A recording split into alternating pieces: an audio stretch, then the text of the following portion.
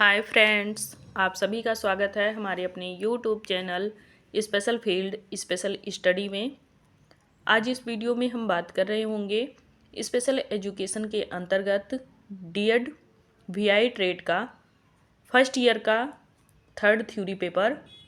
जैसा कि आप सभी लोगों को पता है कि जो थर्ड थ्योरी पेपर है वो ईवीएस का है, यानी कि ईवीएस सब्जेक्ट में अभी तक हम लोगों ने ऑब्जेक्टिव टाइप क्वेश्चंस किए हैं और अभी तक 60 क्वेश्चंस हम कर चुके हैं।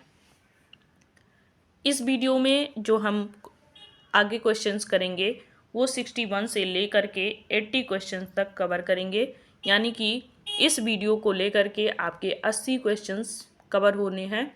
और ये सभी वीडियो अगर आप लोगों ने नहीं देखा है तो चैनल विजिट करते हुए वीडियो जल्द से जल्द देख लें, ताकि आप लोगों को आने वाले एग्ज़ाम में काफ़ी हेल्प मिले।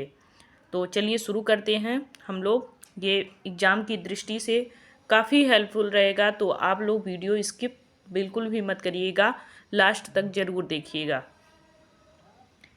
पहला आपका क्वेश्चन है 61 कि भारतीय संविधान का कौन सा भाग मौलिक अधिकारों से संबंधित है। तो जो मौलिक अधिकार से संबंधित है वो भारतीय संविधान का जो भाग है वो भाग थर्ड है। तो ये ऑप्शन नंबर बी आपका सही हो जाएगा। अगला क्वेश्चन है 62 कि भारत में धर्मनिरपेक्षता की अवधारणा का अर्थ क्या होता है। तो धर्मनिरपेक्षता क्या होता है ये पूछा गया है यहाँ पे। तो इसका 4 ऑप्शन दिया गया है। 4 में सरकार में कोई धर्म नहीं, ये पहला ऑप्शन है, तो ये गलत हो जाएगा। नेक्स्ट है कि राज्य का धर्म हिंदू धर्म है, तो ये भी गलत हो जाएगा। केवल एक धर्म की अनुमति है, तो ये भी गलत है। जो राज्य का धर्म है वो केवल हिंदू नहीं है, आप जानते ही है भारत में आपके सभी धर्म के लोग यहाँ पे निवास करते हैं। तो आपका ऑप्शन नंबर बी सही हो जाएगा कि सभी धर्मों के प्रति समान सम्मान और व्यवहार, ये आपका ऑप्शन नंबर बी सही हो जाएगा। अगला क्वेश्चन है आपका भारतीय संविधान की प्रस्तावना भारत को घोषित करती है। तो भारत को किस प्रकार घोषित करती है इसकी प्रस्तावना। इसका जो ऑप्शन नंबर बी है कि संप्रभु, धर्मनिरपेक्ष, लोकतांत्रिक और गणराज्य, तो ये आपका गलत हो जाएगा। तीसरा है संघीय, समाजवादी, लोकतांत्रिक, गणराज्य, ये भी आपका गलत हो जाएगा। लास्ट है एकात्मक, समाजवादी, धर्मनिरपेक्ष, गणराज्य, तो ये भी आपका गलत हो जाएगा। जो आपका ऑप्शन नंबर ए है संप्रभु, समाजवादी, धर्मनिरपेक्ष, लोकतांत्रिक, गणराज्य, ये आपका सही हो जाएगा। इसको 2 से 4 बार ज़रूर पढ़ लीजिएगा ताकि आप लोगों को ये सारे ऑप्शन याद रहें, क्योंकि आप जानते हैं ये सभी ऑप्शन वन लाइनर में डायरेक्टली पूछे गए हैं, तो आपको भूल जाएगा। अगला क्वेश्चन है भारतीय संविधान का कौन सा अनुच्छेद अस्पृश्यता के उन्मूलन का प्रावधान करता है। तो इसका जो अनुच्छेद 17 होगा ये आपका सही हो जाएगा।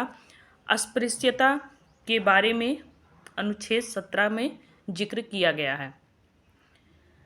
अगला क्वेश्चन है 65 कि भारतीय संविधान के निर्माता के रूप में किसे जाना जाता है।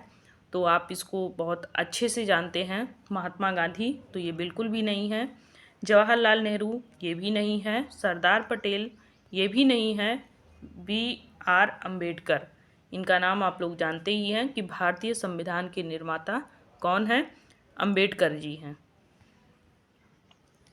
अगला क्वेश्चन है 66 कि पृथ्वी के अपनी धुरी पर घूमने के क्या कारण हो सकते हैं। तो इसके कारण जो होते हैं वो ऋतुएं होती हैं, तो गलत है। ज्वार भाटा, ये भी आपका गलत है। ग्रहण, ये भी आपका गलत है। तो ये सभी ऑप्शन गलत हैं। ऑप्शन नंबर बी आपका सही हो जाएगा, दिन और रात। नेक्स्ट क्वेश्चन है 67 कि किस ग्रह को लाल ग्रह के रूप में जाना जाता है। तो शुक्र ग्रह को, मंगल ग्रह को, बृहस्पति को या फिर शनि को। तो लाल ग्रह के नाम से किसको जाना जाता है, मंगल ग्रह को। नेक्स्ट क्वेश्चन है आपका 68 कि पृथ्वी को उत्तरी और दक्षिणी गोलार्ध में विभाजित करने वाली काल्पनिक रेखा क्या कहलाती है? तो प्रधान, मध्याह्न रेखा, भूमध्य रेखा, कर्क रेखा या मकर रेखा। इन चारों ऑप्शन में से आपका कौन सा ऑप्शन सही होगा? तो ऑप्शन नंबर बी, भूमध्य रेखा आपका सही हो जाएगा। नेक्स्ट क्वेश्चन है आपका क्वेश्चन नंबर 68 कि कौन सा खगोलीय पिंड सौरमंडल के केंद्र में है? तो सौरमंडल के केंद्र में आपका कौन सा खगोलीय पिंड है? पृथ्वी है, चंद्रमा है, सूर्य है या फिर मंगल? तो आपका जो सूर्य है वो खगोलीय पिंड में सौरमंडल के केंद्र में है, क्योंकि आप जानते हैं सूर्य केंद्र में होता है, बाकी सभी ग्रह चक्कर लगाते हैं इसका। अगला क्वेश्चन है आपका 70 कि पृथ्वी का झुकाव और सूर्य के चारों ओर इसकी परिक्रमा के क्या कारण हैं?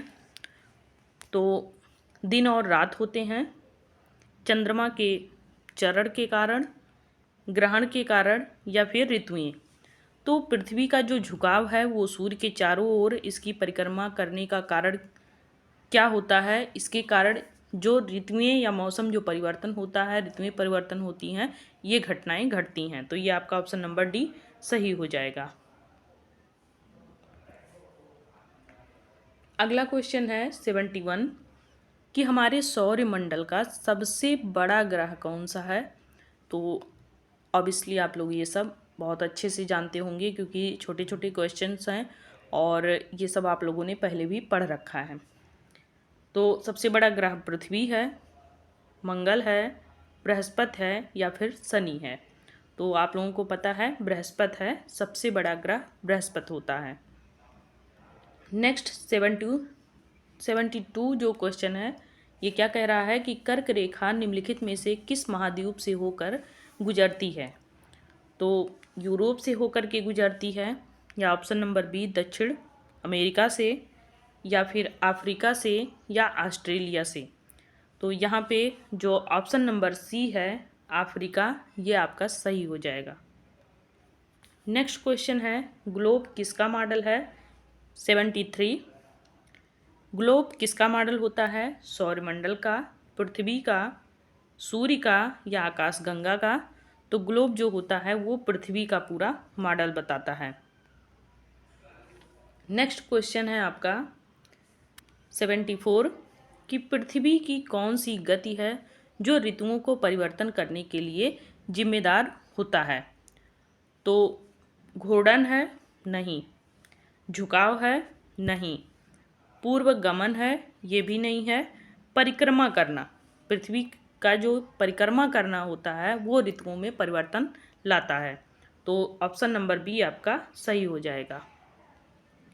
अगला क्वेश्चन है आपका 75 कि ग्रह सूर्य के चारों ओर जिस पथ का अनुसरण करते हैं उसे क्या कहते हैं? तो उसे अक्ष कहते हैं, उसे कक्षा कहते हैं, या भूमध्य रेखा, या फिर उसे मध्याह्न रेखा? तो आप जानते ही हैं कि सूर्य के चारों ओर का जो पथ होता है उसको कक्षा बोलते हैं।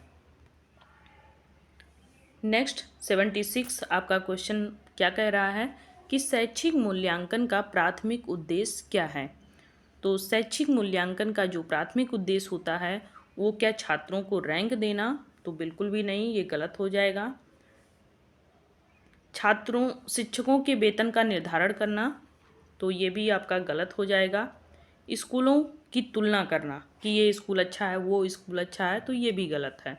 शिक्षकों के वेतन के बारे में भी वहाँ पे तुलना नहीं किया जाता है, या निर्धारण नहीं किया जाता है, या फिर उसको बताया नहीं जाता है। मतलब ये चीज़ें गुप्त रहती हैं सारी चीज़ें। बी ऑप्शन सीखने में ताकत और कमजोरियों की पहचान करना, ये आपका सही हो जाएगा, क्योंकि बच्चा किस सब्जेक्ट में कमज़ोर पढ़ रहा है, कौन सा टॉपिक उसे समझ में नहीं आ रहा, ये सारी चीज़ें पता लगाना होता है। नेक्स्ट आपका क्वेश्चन नंबर 77 हो जाएगा कि निम्नलिखित में से कौन सा शिक्षा में मूल्यांकन के महत्व का सबसे अच्छा वर्णन करता है? तो ऑप्शन नंबर ए है कि यह शिक्षकों को कड़ी मेहनत करने के लिए प्रेरित करता है, तो ये गलत है। या शिक्षकों को प्रतिक्रिया प्रदान करता है, तो ये आपका ऑप्शन सही हो जाएगा। या छात्रों के बीच प्रतिस्पर्धा बढ़ाता है, तो गलत हो जाएगा। मूल्यांकन करने में ऐसा कुछ भी नहीं है। या शिक्षकों के कार्यभार को कम करता है, तो ऐसा भी नहीं है। नेक्स्ट आपका क्वेश्चन नंबर 78 है कि मूल्यांकन में मदद मिलती है। तो मूल्यांकन में किस प्रकार मदद मिलती है? सीखने के उद्देश्यों को तैयार करना, छात्र की प्रगति की निगरानी करना। तो ये दोनों ऑप्शन आपके सही हो जाएंगे, यानी कि ऑप्शन नंबर सी आपका सही हो जाएगा, क्योंकि यहाँ सीखने के उद्देश्य को भी यहाँ तैयार किया जाता है और छात्र कितनी प्रगति कर रहा है या प्रोग्रेस कर रहा है, इसको भी हम लोग अपने एनालिसिस में रखते हैं। नेक्स्ट क्वेश्चन नंबर 79 है कि मूल्यांकन की किस तकनीक में समय की अवधि में निरंतर मूल्यांकन शामिल होता है? तो योगात्मक मूल्यांकन में, रचनात्मक मूल्यांकन में, निदानात्मक मूल्यांकन में, मानदंड संदर्भित मूल्यांकन में। तो इसमें जो ऑप्शन नंबर बी है रचनात्मक मूल्यांकन, ये आपका सही हो जाएगा। नेक्स्ट क्वेश्चन नंबर 80 है कि रचनात्मक मूल्यांकन तकनीक का एक उदाहरण कौन सा होता है? तो ये लास्ट क्वेश्चन है, आप देख रहे हैं हम लोग 20 क्वेश्चन सॉल्व करने वाले थे, जिसमें से 80 क्वेश्चन तक हम यहाँ पे सॉल्व करेंगे। इसके पहले आप लोगों को 20-20 क्वेश्चंस के वीडियो दे दिए गए हैं, उसको आप लोग ज़रूर जा कर के वॉच करिए।